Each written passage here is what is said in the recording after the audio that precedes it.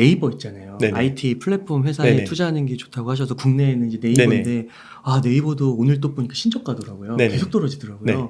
네이버는 좀 어떻게 보세요? 이거는 이제 글로벌 조류를 봐야 되는 거죠. IRA법에 대해서 약간 디테일을 잘 안 보시더라고요, 사람들이. 그 IRA 법을 하기 위해서 수많은 돈이 들어가잖아요. 이 돈을 어떻게 마련할까요? 그 채권 발행을 해서 국채를 발행해서 돈을 마련하는 게 아니에요. 증세를 합니다. 증세를 어디서 하나요? 빅테크 업체한테 걷어서 하겠다라는 거예요. 그러면 미국 빅테크 업체들이 주가가 잘 갈 수가 없겠죠. 네. 그러면 미국 시장 트렌드에 따라가잖아요. 그거는 글로벌 트렌드로 가는 그렇죠, 거예요. 그렇죠. 그렇죠. 그럼 이제 막 플랫폼이 좋을 때는 미국 플랫폼이 좋으면 우리나라 시장도 같이 해서 막 약간 그 프록시처럼 가는 그렇죠. 그런 느낌이 있는데 네. 지금은 미국 플랫폼이 더 싼데 네이버 카카오를 사려는 사람들이 아무래도 그죠? 그렇지. 네. 그냥 구글 사는 게 알파벳이 더 낫네? 이렇게 대안이 될 수 있는 거고 그러니까요. 그리고 지금은 뭔가 플랫폼한테 이거를 막 정치적으로 풀어주고 막 문어발 확장을 할 수 있게 풀어주는 시기가 아니잖아요. 그죠? 근데 어떻게 보면 지난 정부에서는 약간 그 규제 샌드박스 1호가 카카오뱅크였잖아요. 그럼 그 트렌드하고 따라가는 거예요.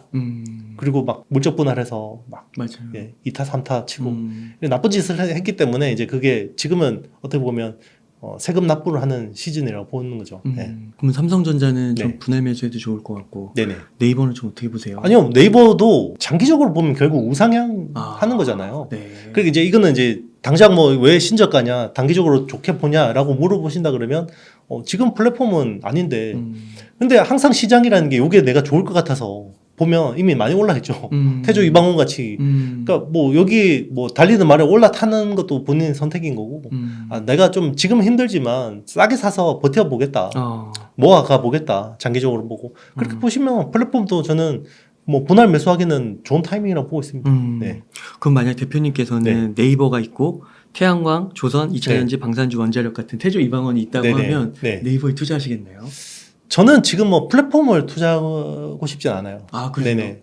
뭐 어쨌든 플랫폼이라는 게 예전에도 비쌌고 빠져도 지금도 뭐 밸류에이션으로는 그렇죠. 사실 좀 부담스러운 30, 거기 40 때문에 이렇게 나오는 것 같은데. 저는 이제 오히려 뭐 지금은 뭐 반도체 중에서 반도체. 오히려 제가 잘하는 그러니까 본인이 잘하는 영역을 하는 게 맞다고 보고 있어요. 저는 이제 반도체를 잘 알기 때문에 반도체 전반은 안 좋지만 거기서 좁게 타겟팅을 할 수 있거든요. 그래서 뭐 예를 들면 뭐 요즘에 뜨는 화합물 반도체라든지 뭐 아니면 반도체 어드밴스드 패키징이라고 해서 아까 후공정의 중요성 그런 쪽에서 뭔가 독점적인 위치를 가진 회사들을 뭐 좀 더 압축해서 투자를 하고 있죠. 네. 혹시 추천은 아니고 네네. 혹시 좀 기업 소개 좀 해주실 수 있나요? 투자 판단은 직접 하셔야 되고요. 네. 저는 이제 한미 반도체라는 회사를 한미 네, 이제 후공정 쪽에서 국내 어드밴스드 패키지 쪽에서는 제일 좋게 보고 있고요. 이 회사 같은 경우는 사실 뭐 영업이익률이 30% 중반이 나와요. 그런데 PR이 10배밖에 안 되거든요. 네. 그리고 올해도 역성장을 안 하고 성장할 것 같아요. 올해 매출 성장. 네네. 매출 성장을 할 수 있고 그리고 이런 회사들은 환율이 튀면요 95%가 수출이기 때문에 환차익이 엄청나요. 네. 그리고 이제 뭐 최근에 뭐 그 자사주 작년에 재작년인 것 같아요. 재작년에 자사주 매각을 해서 516억을 자사주를 매입해서 소각을 했어요. 그리고 최근에도 200억 자사주 매입해서 소각했거든요. 주주 환원도 좋네요. 네, 좋아요. 그러니까 역대 자사주 매입해서 소각한 게 4번째예요. 이런 회사도 있다라는 거 국내에서. 네. 지금 PER 10이에요. 네, PR 올해 실적 기준으로 10 정도 되고 뭐 시가 배당률도 올해 배당도 줘요? 배당도 많이 줍니다. 네. 그러니까 잘 찾아보면 있다라는 거예요. 그리고 이 회사는 네. 자기 원가 상승 부분을 판가에 전가할 수 있는 독점적인 위치가 있다라는 거죠. 네. 뭐 많지는 않아요. 근데 이제 이런 회사들이 이제 유망할 수 있다라는 거고 삼성도 마찬가지예요. 삼성도 판가에 전가할 수 있는 회사예요. 디램 같은 경우, 낸드 플래시 같은 경우는 물론 스마트폰은 안 되죠. 네. TV도 안 되지만. 네. 진짜 한번 이거 공부를 해봐야겠는데요. 혹시 뭐 또 있으실까요? 뭐 화합물 반도체 업체 중에서는 이제 뭐 국내 회사는 아닌데요. 뭐 울프스피드라는 회사도 좀 많이 올랐거든요. 네. 지금 신고가예요. 나스닥이 저렇게 폭락하는데도 이제 울프스피드도 많이 올랐으니까 오히려 좀 2등 업체이지만 좀 메리트가 있는 온세미 컨덕터라는 회사가 있어요. 이제 온세미 컨덕터라는 회사가 저는 이제 좀 괜찮아 보이고 그리고 온세미 컨덕터가 국내 투자를 되게 많이 해요. 우리나라 부천에다가 엄청 1조 4천억 투자를 했거든요. 그리고 이제 투자를 많이 했고 뭐 이런 회사를 보는 것도 괜찮고요. 그리고 TSMC하고 삼성전자가 선단 공정 막 하잖아요. 네. 그러면 이 IP라는 게 또 되게 중요해요. IP가 되게 중요한데 그 IP를 설계하기 위해서는 이 자동화 툴이 필요해요. 그 EDA 툴이라고 하는 건데요. 이걸 하는 회사가 이제 글로벌 1등이 시놉시스라는 회사예요. 시놉시스라는 회사가 있고 2등이 케이던스라는 회사인데 저는 어정쩡한 회사들보다는 그러니까 골드러시에서 청바지 팔고 곡괭이 파는 회사들이 돈을 많이 벌었잖아요. 지금 TSMC하고 삼성의 선능 공정에서 리바이스 청바지를 팔고 곡괭이 파는 회사가 누구냐 그러면 저는 시놉시스하고 케이던스 같아요. 네, 이런 회사들을 좀 좋게 보고 있습니다. 아, 네. 네. 그러면은 그 대표님께서는 네. 그 요즘에 이제 미디어에서 막 각광을 네. 받는 태조 이방원 같은 것들 네네. 투자를 안 하세요? 2차 전지는 이제 사실 제가 주요하게 분석하는 거고 투자도 하기 때문에 많이 올라서 저는 좀 많이 정리를 했습니다. 네. 지금은 밸류에이션으로 보면 사실 이게 뭐 PR이 100배가 넘고 이러기 때문에 이거를 뭐 충분히 저는 이제 목에 찼다고 보고 있는데 더 갈 수도 있어요. 아직까지 상승에 대한 룸은 있는데 이게 뭐 이제 IRA 이제 그거에 대해서 수혜 이제 저기 측면에서 보기 때문에 그런 거고요. 태조 이방원 중에서도 아직까지 상승 모멘텀이 남아 있는 쪽은 태양광, 2차 전지, 방산 정도 아닐까 싶습니다. 네. 근데 여기 이것도 근데 오르긴 올랐잖아요. 네네. 여기 올라타는 거는 좀 네. 되게 위험하다고 보시나요? 아니면 괜찮다고 보시나요? 자기의 포트에서 아주 일부 비중만 일부만. 네, 그게 하는 게 저는 맞다고 보고 있습니다. 제가 이 과거 영상에 왔을 때도 코인 그 투자 물어보셨잖아요. 네. 5%만 하라 그랬잖아요. 제가 5% 네. 이내. 항상 그런 마음으로 해야 되는 겁니다. 왜냐하면 자신이 없잖아요. 제가 이야기했잖아요. 이게 지금 전 세계 질서 조류가 바뀌는데 거기서 자꾸 서핑보드 타려 그러면 물에 빠져 죽어요. 네. 네.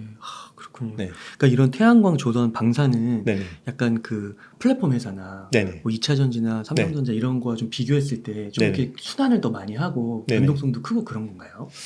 원래 태조 이방원은요. 정말 죽어도 안 오르던 썩은 섹터였어요. 그러니까요.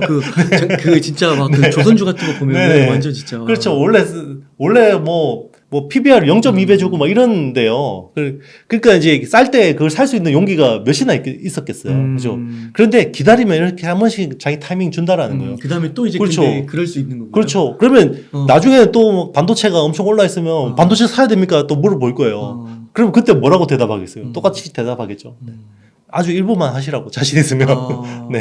그런 거구나. 너무 네네. 많이 올랐다는 거군요. 그렇죠. 이제 그거는 이제 본인 스타일이에요. 이제 그 달리는 말에 올라타서 뭐 이거를 수익을 잘 보시는 분도 있지만 이제 거기에 올라타다가 넘어져서 다리 부러지는 분들이 상당수라는 거죠.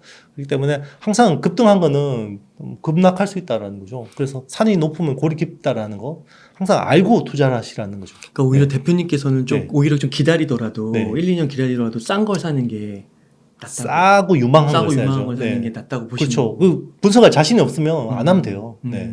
근데 지금 막 올라간다고 해서 올라타는 것보다는 그렇죠. 그러니까 본인이 그걸 지금 유망한데 이게 납득이 될 정도로 분석이 되면 하셔도 돼요.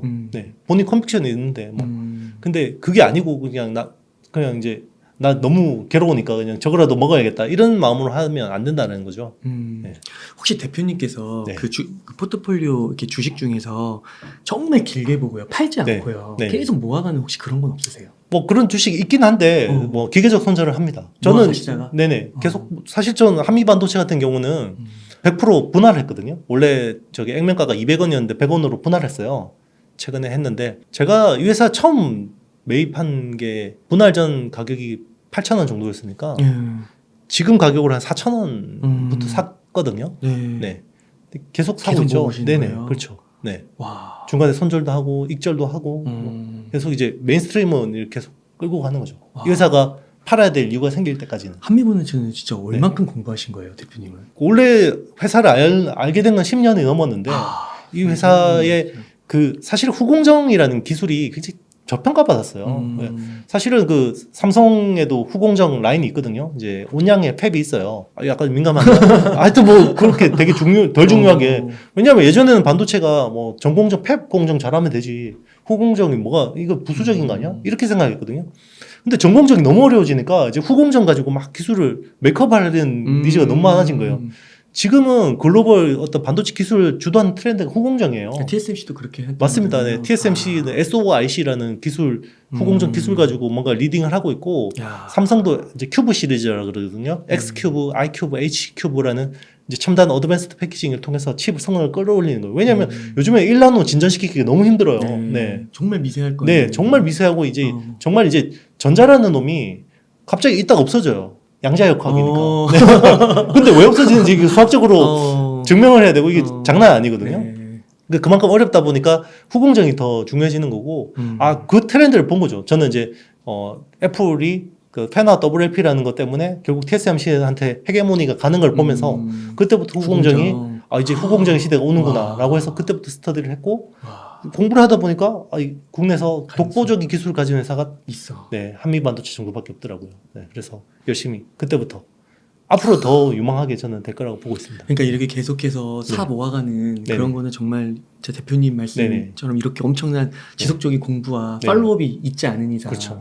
실사도 가지고 혹시 그러시나요? 회사도 좀 탐방 많이 가죠. 네, 가시고. 탐방 많이 갑니다. 그리고 제가 이제 뭐 거의 약간 뭐 이렇게 굉장히 저 멘토처럼 생각하시는 자산가분이 계세요.